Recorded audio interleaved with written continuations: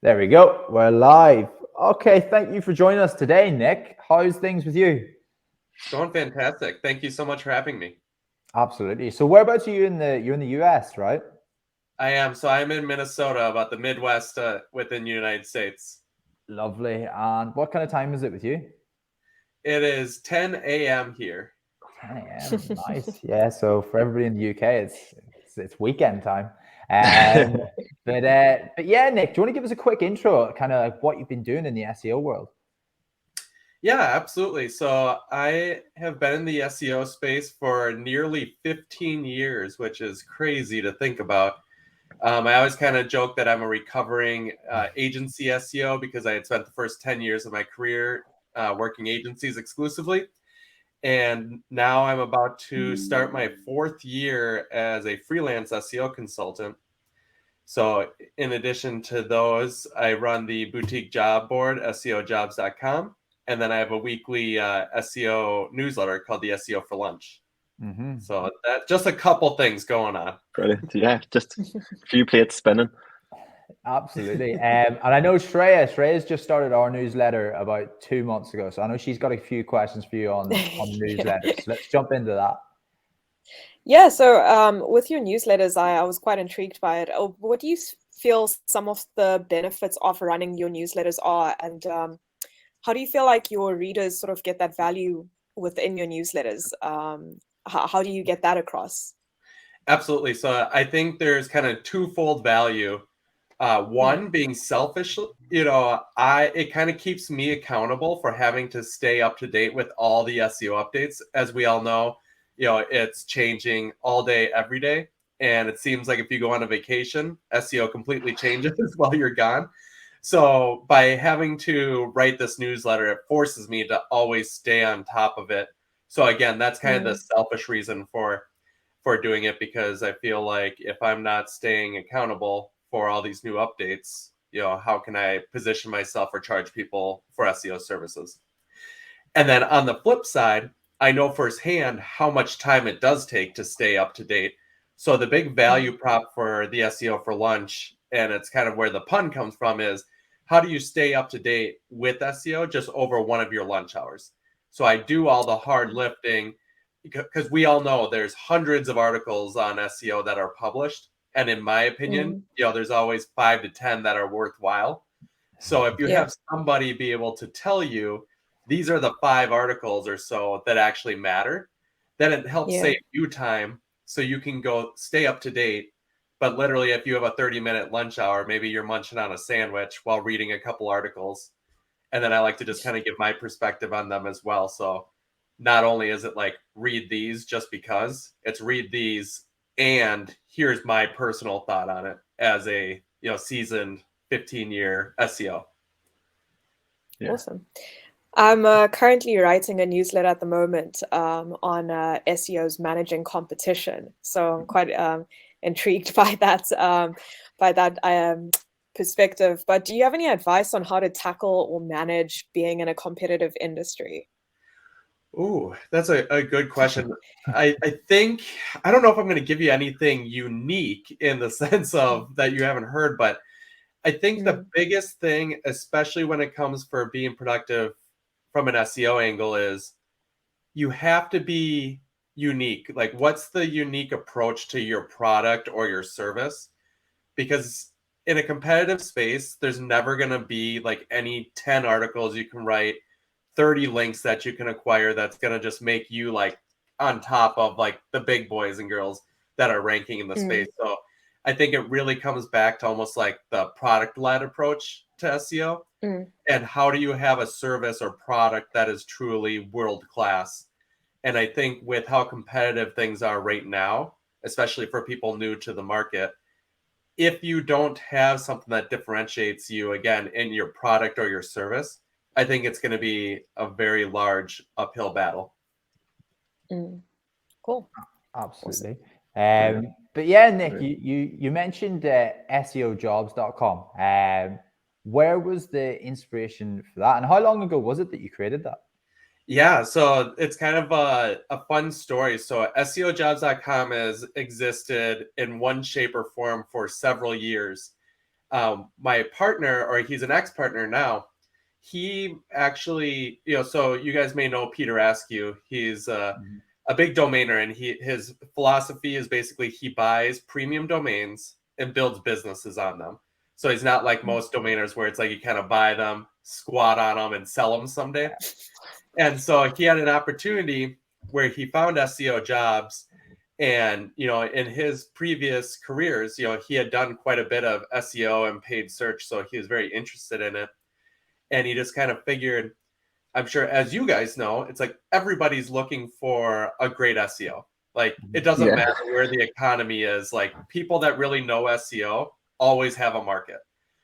And then we know I know the salaries are quite different in the UK than the US, but they're high.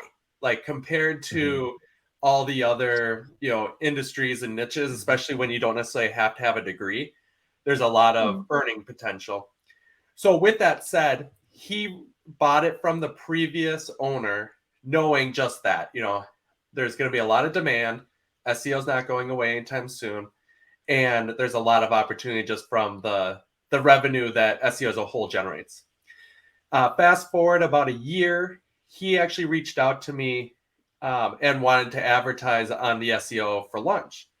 And we worked out a deal, went through a couple advertisements, and he reached out and was like, hey, obviously you're really into SEO, whereas I'm kind of have like 2 feet dipped into it, while doing a couple other things. Like, would you be open to partnering on this? He's like, I think, your name and your just being involved in the industry would be really good. So long story short, I joined with him. We worked on it for, I think it's almost a year. And then just of last month, I actually bought him out. So I'm the sole owner of SEO Jobs right now, as he had some opportunities to go in a little bit different direction. And when he had proposed the opportunity, I think, as you guys probably would agree, there's so much opportunity in the SEO employment space. I couldn't say no. Yeah, Definitely. Yeah. I'm on that job board every day next while. Say that again, Doris? I said I'm on that job board every day, so I am. Having a look Well, and I'm see sure, who's as you hiring. guys know, though, and it's fun talking to you guys because I know you guys obviously know the employment space of it, but the goal is never to be bigger than like an Indeed, a ZipRecruiter, Monster, any of those type of guys.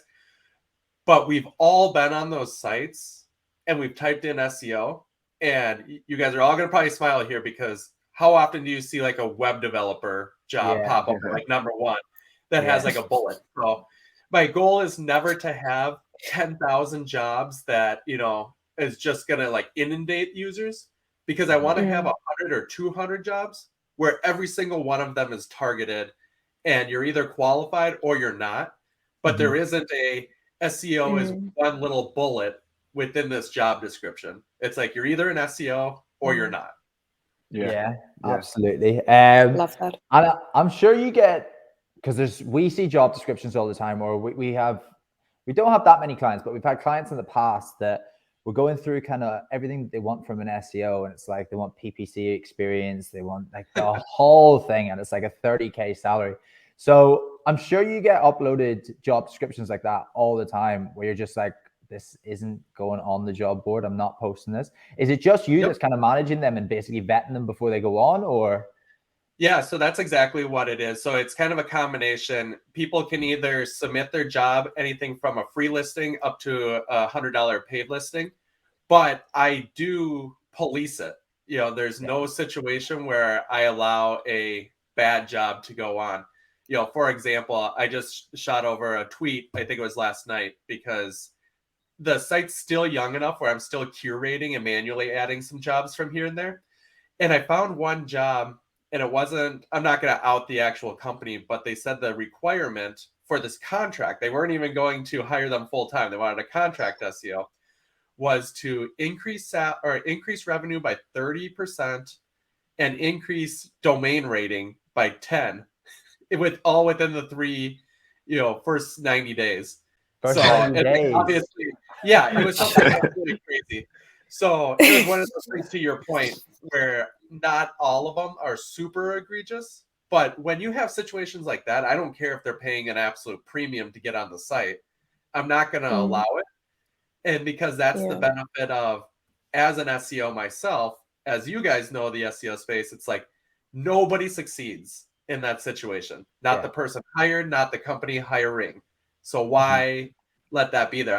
That can go to the LinkedIn Jobs or ZipRecruiter. Like, and the goal is, that's why you come to my site or reach out to you guys, because you want to avoid those games. Yeah. Absolutely. And why do you think companies are sort of struggling to find the right talent? Is it because they're asking for too much, or do they not know exactly what they need themselves? Yeah, I'll share my thoughts, and then I would appreciate if you guys agree or disagree. So I think it's one of two things. I think, one, a lot of companies don't know what they need. So I think they have this idea of like, SEO needs to do all of this stuff, but they don't have the right hats to truly understand what's an appropriate request, either for the amount that they're asking for, or simply it's too much from one person. Someone who is a traditional marketer and is just kind of dipping their toes into digital, and they go, I know SEO, PPC is important. They might think, well, we'll just start off by getting one person in that can wear all the hats. And they don't realize that each of those disciplines are very unique and have such a high skill to each one of them. On the flip side, I'm going to get a little bit of flack for this one, but I think there's a really big gap right now between SEOs that really know their stuff and SEOs that are having success within a kind of pre-built system. So, and what I mean by that is, there's a lot of like entry-level people that are coming in, and let's say there's an agency and they've built your standard operating processes. So they come in, excuse me, and they basically have documentation that says, with a new client, do this, do that, and do this. And they may execute it really well, but they don't understand each one of these levers that they're pulling, what the impact is. So I think that's what's happening too, is then you're getting some of these individuals that work well in a system that then are being asked to kind of go in and own all these hats or be kind of the unique thinker. And I think that is why some people are struggling with certain jobs. And as I mentioned before, some of the companies are struggling because they're just asking too much from one individual. Big time. Absolutely. That was a long answer, but curious if you guys agree, if those sound familiar and kind of like when you're placing people. Yeah, definitely. But like, most of our pain points from clients come from, one, they can't find SEOs, and that's because, and I don't mean your job board, by the way, but I just think job boards are dead. So I think Indeed, like, kind of like what you said, like today I was looking up, I think, SEO managers in the US. I must have seen 3 actual SEO roles out of, I think there's 333 that are up at the minute.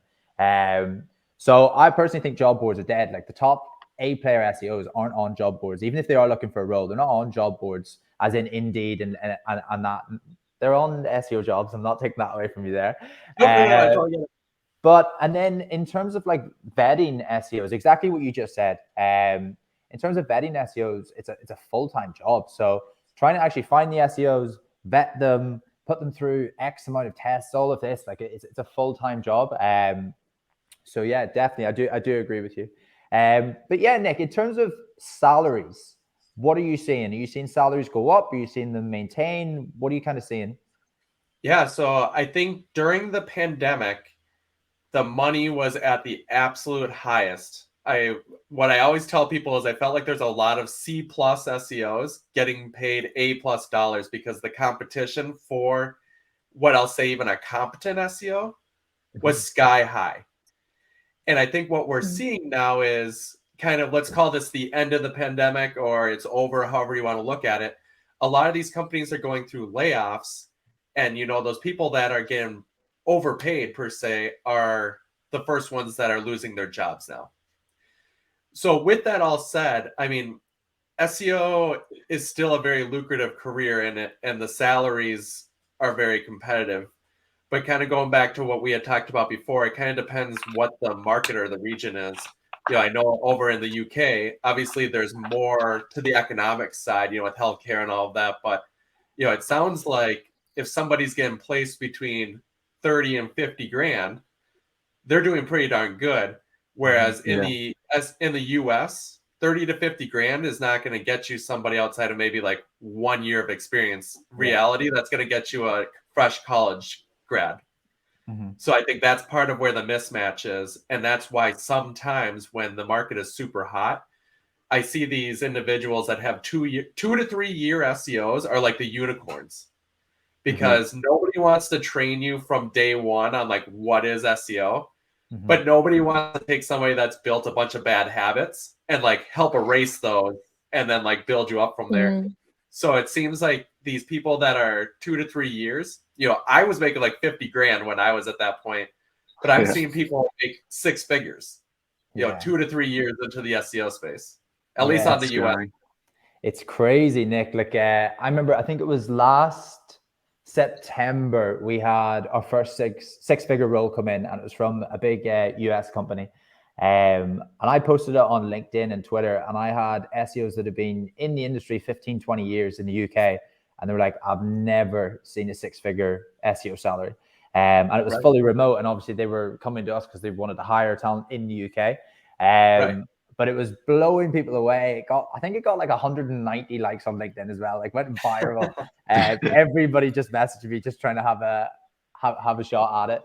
But yeah, that's one thing that we pitch to our US clients is like literally, Darius, what was the SEO analyst recently? It was 80K salary, wasn't it? 80 to 120 for like 4 or 5 years. No, this is different. What I'm thinking of SEO analyst, I think it was 80K salary USD. And Nick, it was a 1 to 2 year junior role. And I was like, these are great clients. They're actually one of our favorite clients to work with. They're so easy to work with. And I literally said, I was like, look, if you're happy with them being flexible on working hours, we could get you somebody who's like an unbelievable killer in the UK for that kind of salary. And that's what they did. They hired within 3 weeks, and they're absolutely over the moon with them. But that's like literally how we pitch to US clients. It's like, for that price, we can find you somebody who's like an absolute beast in the UK. And it's interesting, kind of going back to what we were talking about, that level of experience as well as like what's happening with the economy. I have a lot of people reaching out to me and saying, I have 10 to 15 years of experience. I'm willing to take a job that's 75 grand, like 100 grand. I got to pay my bills, right? And people now are so accustomed to, if you have 2 to 3 years, it's going to be that 75 to 100K range. And they almost get weeded out because they're concerned that they're almost overqualified and that they're going to leave as soon as they get another opportunity. So I think it's really interesting, and I'd be curious to see. I don't always see a lot of US roles that are willing to hire across the pond, and I don't know if it's for legal reasons, like the paying and taxes and all that kind of stuff, but I wouldn't be surprised if that's becomes more common, assuming that you can figure out the logistics in time zones and deliverables and all that fun stuff. So what normally happens is they get set up as a contractor, and they just do it like that. And normally the big roles that we recruit for in the US, normally the UK SEOs that we put in place there, they've normally done freelance on the side or something like that, like as a kind of just like a part-time weekend time thing. So they've already been set up as a contracted thing. And it also means that the US company doesn't have to do the 401ks and all those listed benefits. So it's like in their best interest as well. But yeah, so obviously that would be a fully remote role. So I'd love to ask you, like, are you seeing more? I know over the pandemic and the last year, everything's kind of been turning remote, but I'm kind of seeing a trend going back to office. Are you seeing that? I am too. So I think a lot of companies survived because they are switching to remote. And I think it's a little bit unique. I think we have to kind of look at the answer to this, because there's kind of an in-house answer and then there's like an agency answer. And I've always viewed in-house jobs as far more competitive than agency. So I think the in-house teams are the ones that are starting to call all the people back. And they tend to be a lot more in like a hybrid model or, full just work from office. I think on the agency side, they're finding it difficult to maintain talent, especially if they want to have them in-house, or sorry, if they have on-site. So I think it's almost becoming a requirement these days for agencies that remote is almost necessary. So it's interesting. I know that doesn't answer your question directly, but that's a bit what I'm seeing. And where do you stand? Are you a fan of remote working, or? Well, as a freelance consultant, like I love the flexibility of working remotely. But I'm also, I mean, again, like I said, I worked on the agency side and I was, in the office 4 or 5 days a week my entire career. So I'm a big fan of like trusting your employees to get stuff done and not to necessarily have to look at them, sitting in a seat or in a cube. But again, I also realize, and I've kind of thought about this myself, maybe you guys have some more perspective. I think it'd be very difficult to learn SEO remotely. Like if you're starting a brand new job and someone's just going to like talk to you over, Slack or jump on a call with you. Like I personally learned so much because I was asking questions and I was seeking things out.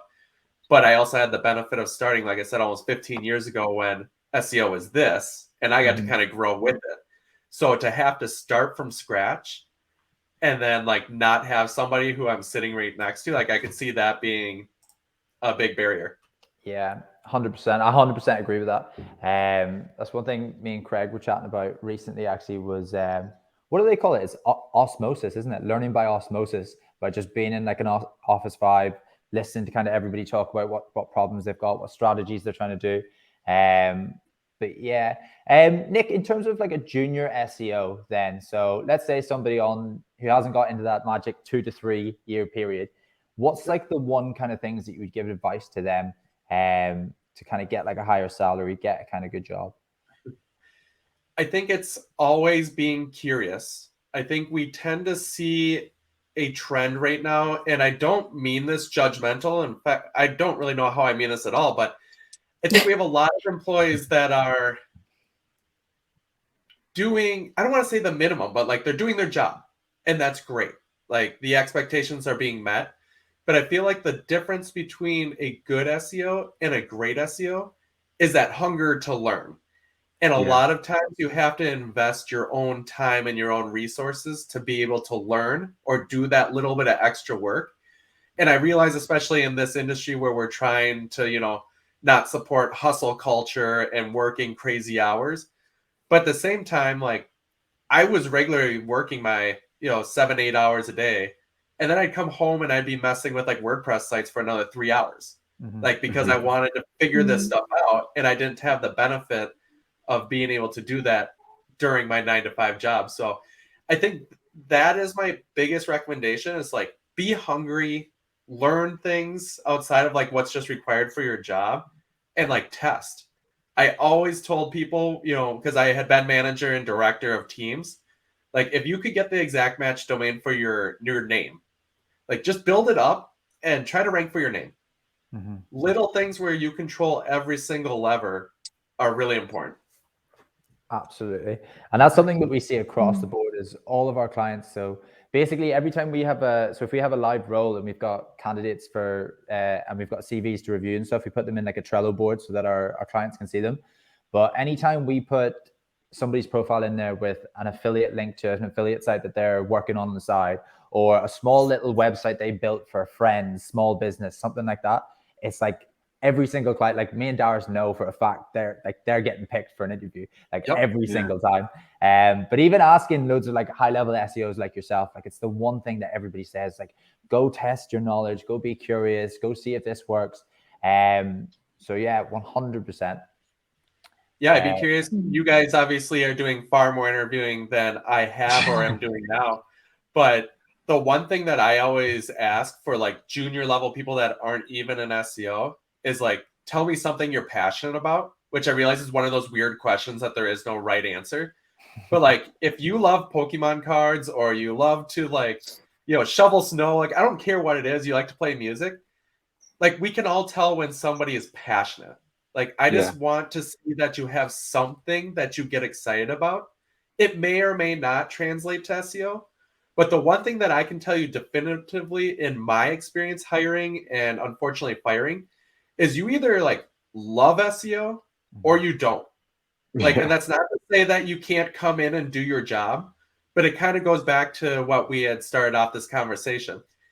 If you want to be a plug and play SEO within a really good system, that's fine. There's a role for that, but you have to have proper expectations. You're not going to have a 6-figure salary and then become a director and then like launch your own agency. But if you're going to come in and you're going to test new things, you're going to be the person that brings changes to the system. Like, you are very, very quickly going to be the cream that floats to the top. Definitely. Well, we Love had that. we had the head of SEO of ClickUp on the podcast. I think, Oh, nice. was it yesterday morning, or I don't know. It was early Yesterday morning.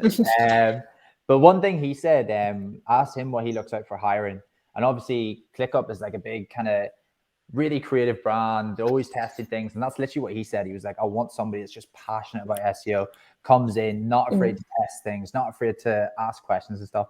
But he said something very, very similar to you, which was really interesting. But Nick, do you go to many SEO events? So I would say in my agency career, I went to more because it was somebody else paying for them. Now I go to 1 or 2 a year. So I am registered and paid up to go to MozCon in August. Okay. And then there's a local here in Minnesota, we call it the MN Search event, where there's a lot of local SEOs that come to the event, and then they fly out some really awesome speakers, like the Will Crutchlows, the Mike Kings, Rand Fishkin, all those guys. So those are kind of so I tend to average about 2 a year. Nice. What's the best thing about any SEO event that you've been to that stood out? I ask, by the way, we're hosting an event for the first time in June, 1st and 2nd June in Manchester. But we're flying Nick Eubanks. He's coming in from Miami for a talk. But Nick is super smart. Yeah, I'm just trying to pick your brain. What can we do to make our event any better? What's the one thing that stood out to you at an event? Yeah, so it's interesting. So my answer as a more experienced SEO is there's probably not a whole lot you're going to be able to offer in the content itself. So only because it's not that there isn't anything new. It's just SEO is so much about like getting the basics done that never gets done. And then it's like, what's that little extra that differentiates you? For me, the value of these events is like 1,000% networking. Yeah. So it's really, and it's not about necessarily the drinking, like having a beer is great, but I know some people get upset about that. But how are you giving an opportunity for people just to commingle, and it's an opportunity just to meet and greet.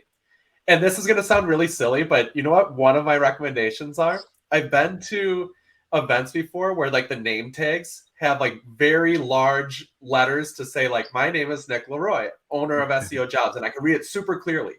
But I've been to events before where the text is like itty bitty, and I'm sitting there like staring at somebody. like a casual, like, hey, how are you doing? Glance down.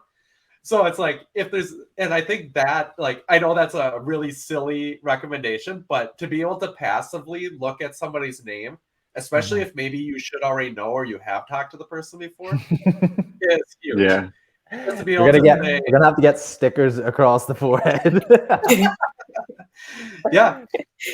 But yeah, and then I think the other thing too is like also probably just making sure you don't go to any extreme in the content. Unless you know your audience exceptionally well, it can't be super duper advanced when we're talking about ChatGPT and the wonders that it could be.